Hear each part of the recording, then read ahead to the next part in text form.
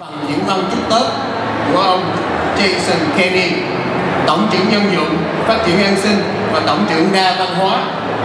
Xin nói thêm, ông Kenney đối với cộng đồng chúng ta rất quen thuộc.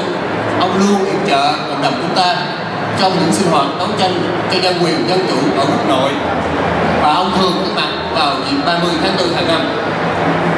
Throughout the years, the Honorable Kenney has been a champion in the fight for human rights and a friend of the Vietnamese community. Please give a warm welcome for the Honorable Kenney. Chúc mừng năm mới. Kính chào quý vị. Bonne année lunaire. Happy 10th anniversary. Happy 10th New Year, everyone. We're so delighted to be here with our country's leader, the Right Honourable Stephen Harper, and members of the government to join with Canada's vibrant Vietnamese community to celebrate your 10th, but also to celebrate 40 years of freedom. What a magnificent Canadian story. Quelle histoire canadienne magnifique.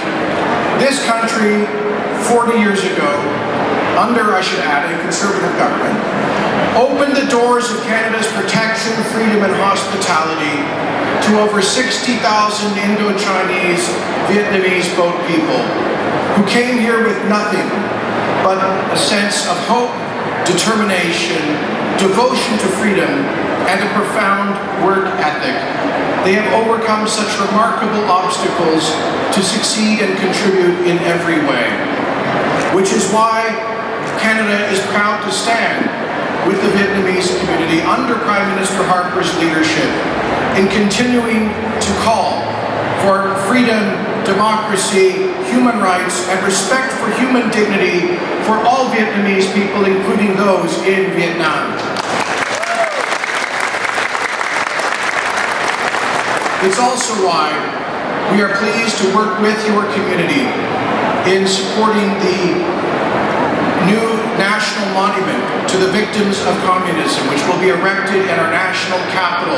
It will be a place of common memory for different communities such as yours, where you can go and remember your ancestors and those who have struggled for freedom. I want to thank the Vietnamese community for its support for the Canadian National Monument to the victims of communism.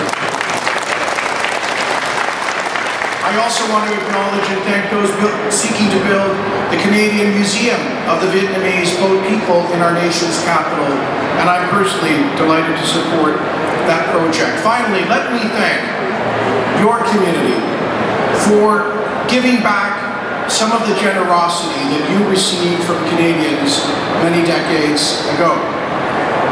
Since our government came to office in 2006, we worked closely with Voice and with other Vietnamese community organizations to welcome many of the stranded boat people who were left behind in Southeast Asia. I know many of them are with us here in this hall today. Thank you for helping us to welcome 278 Vietnamese refugees from Philippines.